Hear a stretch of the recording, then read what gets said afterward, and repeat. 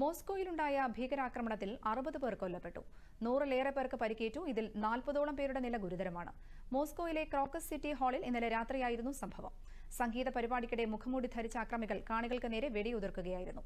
വെടിവയ്പിന് പിന്നാലെ കെട്ടിടത്തിൽ നിരവധി സ്ഫോടനങ്ങളും നടന്നു. ആക്രമണത്തിന്റെ ഉത്തരവാദിത്തം IS ഏറ്റെടുത്തു. 6000 പേരോളം വെടിവയ്പ് നടക്കുമ്പോൾ സംഭവസ്ഥലത്തുണ്ടായിരുന്നു. ഭീകരാക്രമണം എന്നാണ് റഷ്യൻ വിദേശകാര്യ മന്ത്രാലയം സംഭവത്തെ വിശേഷിപ്പിച്ചത്. ഗാസയിൽ വെടിനിർത്തൽ നടപ്പിലാക്കാൻ ലക്ഷ്യമിട്ട ഐക്യരാഷ്ട്ര രക്ഷാസമിതിയിൽ അമേരിക്ക നിർദ്ദേശിച്ച പ്രമേയം റഷ്യയും ചൈനയും വീറ്റോ ചെയ്തു.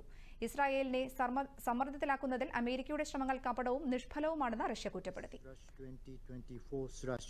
15-അംഗ രക്ഷാസമിതിയിൽ 11 അംഗങ്ങൾ അനുകൂലിച്ചും 3 പേർ എതിർത്തും വോട്ട് ചെയ്തു. ഒരാൾ വിട്ടുനിന്നു.